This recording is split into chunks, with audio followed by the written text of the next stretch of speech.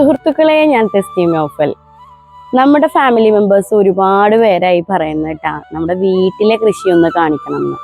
അപ്പോൾ വീട്ടിൽ ഒട്ടുമിക്ക കൃഷിയും നമ്മൾ ചെയ്തിട്ടുള്ളത് ഗ്രോ ബാഗിലാണ്. ഒരു 300-ലധികം ഗ്രോ ബാഗിൽ നമ്മൾ ഒരുപാട് ഇനം പച്ചക്കറികൾ ചെയ്യുന്നുണ്ട്. ഓരോന്നോരോന്നായിട്ട് ഞാൻ നിങ്ങളെ പരിചയപ്പെടുത്താം.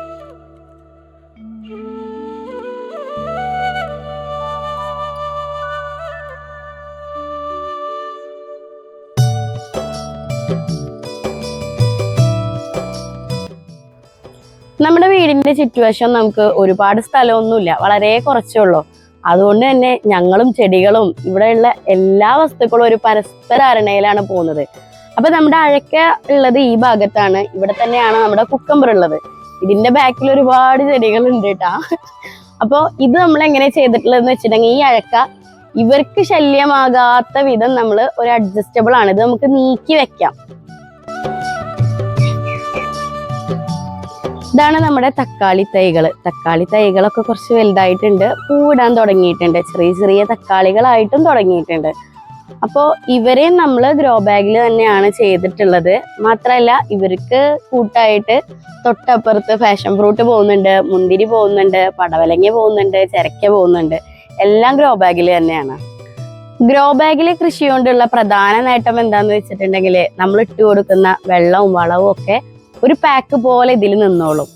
അത് നമുക്ക് ഇവർക്ക് ആവശ്യമുള്ളത് വലിച്ചെടുത്ത് പിന്നീട് ആവശ്യമുള്ളപ്പോൾ ഇവർക്ക് ഉപയോഗിക്കാം. അല്ലാതെ ഒരുപാട് ഇട്ടുകൊടുത്തത് അങ്ങോട്ടും ഇങ്ങോട്ടും ഒന്നും ഒലിച്ചു പോവില്ല.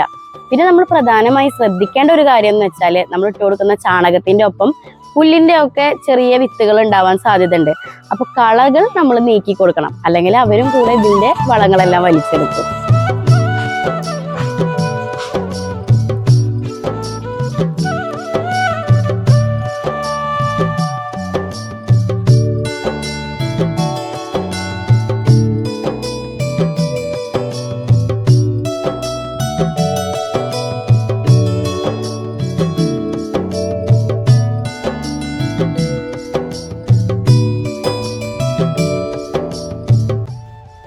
രണ്ടു വർഷത്തോളമായി വീട്ടിലേക്ക് ആവശ്യമുള്ള എല്ലാ തരം പച്ചക്കറികളും നമ്മൾ തന്നെയാണ് ചെയ്യുന്നത്. നമുക്ക് കൃഷി ചെയ്ത് വിജയകരമാവാത്ത സവാള, ചെറിയ ഉള്ളി, വെളുത്തുള്ളി, അതുപോലെ തന്നെ ഉരുളക്കിഴങ്ങ്, ഇത്രയും സാധനങ്ങളിൽ മാത്രമാണ് നമ്മൾ മറ്റു കടകളിൽ നിന്നും വാങ്ങിക്കാറുള്ളൂ. ബാക്കിയെല്ലാം നമ്മുടെ തൊടിയിൽ നിന്ന് തന്നെ നമുക്ക് സുരക്ഷിതമായി കഴിക്കാം.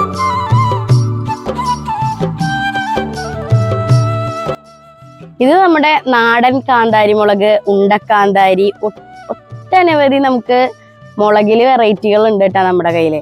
ഇതിന്റെ ഒക്കെ വിജയരഹസ്യവും നമ്മുടെ സ്ലറി തന്നെയാണ്. ഞാൻ അതിന്റെ മാത്രം ഒരു വീഡിയോ ചെയ്തിട്ടുണ്ട്, കാണാത്തവരുണ്ടെങ്കിൽ അതിൽ കാണാം. സ്ലറി എന്താണെന്ന് അറിയാത്ത പുതിയ പ്രേക്ഷകരുണ്ടെങ്കിൽ നമ്മൾ പറയുന്നു, നമ്മുടെ ബയോഗ്യാസിൽ നിന്ന് നമുക്ക് ലഭിക്കുന്ന ലിക്വിഡ് ഫോമിലുള്ള നല്ലൊരു വളമാണ്. അതാണ് നമ്മൾ ഈ കാണുന്ന എല്ലാ കൃഷിയിടത്തിലും നമ്മൾ ഉപയോഗിക്കുന്നത്. കുട്ടികളുടെ വെജിറ്റേറിയൻ ഫിഷായ നമ്മുടെ വഴുതനങ്ങയും നമ്മുടെ തൊടിയിൽ ധാരാളം വളരുന്നുണ്ട്. നമ്മുടെ വീട്ടിൽ വരുന്നവരുടെ ഒരുപാട് പേരുടെ സംശയമാണ്, ഇതൊക്കെ എങ്ങനെയാന്ന് നനയ്ക്കുന്നത്, ഇതൊക്കെ പരിപാലിക്കുന്നത് എങ്ങനെയാന്നൊക്കെ ഉള്ള ഒത്തിരി സംശയങ്ങളുണ്ട്. വീട്ടിലും നമ്മുടെ തൊടിയൊക്കെ കണ്ടിട്ട് പോകുന്ന എല്ലാവരും തന്നെ ചോദിക്കുന്ന ഒരു ചോദ്യം അതാണ്.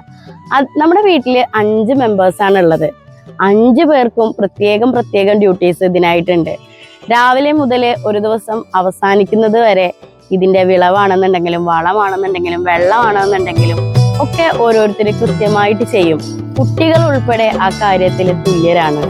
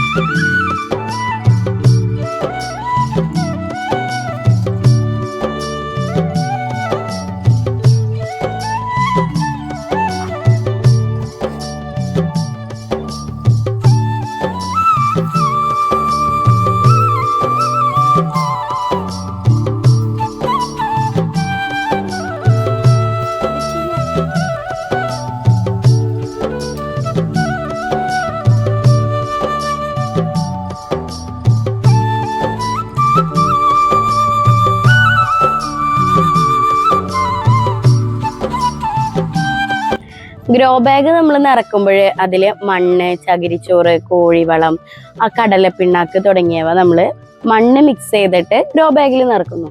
അതിനുശേഷം നമ്മളിവിടെ ചെയ്തിട്ടുള്ളത് എന്താണെന്ന് വെച്ചാൽ ആമസോണിൽ നിന്നും 200 രൂപ വില വരുന്ന നെറ്റ്, നിങ്ങൾക്ക് കാണാൻ പറ്റുന്നുണ്ടോ എന്ന് എനിക്കറിയില്ല, ഗ്രീൻ കളർ വരുന്ന നെറ്റ് നമ്മളിവിടെ ഒരു ഫ്രെയിം അടിച്ച് അതിൽ വലിച്ചു കെട്ടിയേക്കാണ്. പടരുന്ന എല്ലാ തരം ചെടികളും നമ്മൾ ഈ നെറ്റ് ഉപയോഗിച്ച് തന്നെയാണ് ഇവിടെ പടർത്തിയിട്ടുള്ളത്. അപ്പൊ നമുക്ക് ധാരാളം എല്ലാം കിട്ടുന്നുണ്ട്. മാത്രമല്ല ഇതിൻ്റെ ഇങ്ങനെ ചെയ്യുമ്പോൾ ഒരു പ്രധാന പ്രത്യേകത എന്താന്ന് വെച്ചാൽ ഉണ്ടായ ഫലങ്ങളെല്ലാം തന്നെ നമുക്ക് പെട്ടെന്ന് കാണാനും അത് വിളവെടുക്കാനും പറ്റുമെന്നുള്ളതാണ് നമുക്ക് ഇങ്ങനെ ചെയ്തപ്പോൾ കിട്ടിയ ഒരു പ്രധാന ഗുണം. അപ്പൊ നമ്മുടെ കുക്കമ്പർ കഴിഞ്ഞാല് ഇവിടെ നമുക്ക് വരുന്നത് നമ്മുടെ ഒരു അലക്കുകല്ലാണ്. അലക്കുകല്ല് ഒരു ചെറിയ സ്പേസിൽ, അത് കഴിഞ്ഞ് തൊട്ടടുത്ത് തന്നെ നമുക്കൊരു ഓപ്പൺ കിളിക്കൂടുണ്ട്. ഈ ഒരു കൺസെപ്റ്റ് എന്താന്ന് വെച്ചിട്ടുണ്ടെങ്കിൽ നമുക്ക് ചെടികളും ധാരാളം ഉണ്ടാവുമ്പോൾ പൂമ്പാറ്റകളും പിന്നെ അതുപോലെ പൂക്കളും കിളികളും വണ്ടും ഒക്കെ ധാരാളം ഉണ്ടാവാറുണ്ട്. അപ്പൊ നമ്മുടെ വീട്ടിൽ വരുന്ന ബാക്കി ഭക്ഷണം അല്ലെങ്കിൽ നമ്മുടെ മക്കളൊക്കെ വേസ്റ്റ് ആക്കിയത് നമ്മൾ വേസ്റ്റ് ആക്കി കളയാതെ ഈ ഒരു പാത്രത്തിൽ നമ്മൾ നിക്ഷേപിക്കും. അതുപോലെ തന്നെ വെള്ളവും വെക്കും. അപ്പൊ ആവശ്യക്കാർ വന്നിട്ട് അതിൽ നിന്ന് കഴിച്ച് നല്ല സൂപ്പറായിട്ട് പോകും. അപ്പൊ ഈ ഒരു ഭാഗത്ത് നമ്മൾ നെറ്റ് തന്നെയാണ് ഉപയോഗിച്ചിട്ടുള്ളത്. ഇവിടെ ചതുരപ്പയറുണ്ട്, തൊട്ടടുത്ത് തന്നെ നമ്മൾ തക്കാളി കൃഷിയും ഈ നെറ്റിൽ തന്നെ ചെയ്യുന്നുണ്ട്. കണ്ണിന് പൊന്നായ പൊന്നാങ്കണ്ണിക്കും സ്ഥാനം ഇവിടെ ഗ്രോ ബാഗിൽ തന്നെയാണ്.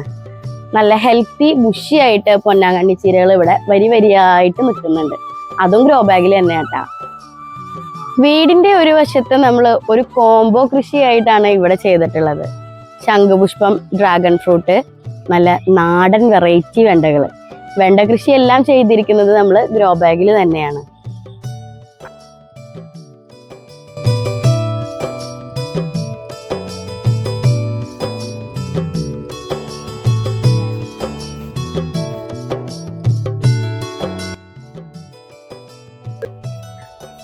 നിങ്ങൾക്ക് ഉപയോഗപ്രദമായ ഈ വീഡിയോ നിങ്ങൾക്ക് ഇഷ്ടമായിട്ടുണ്ടെങ്കിൽ നിങ്ങളുടെ പ്രിയപ്പെട്ടവരിലേക്ക് ഷെയർ ചെയ്യാൻ നിങ്ങൾ മറക്കരുത്.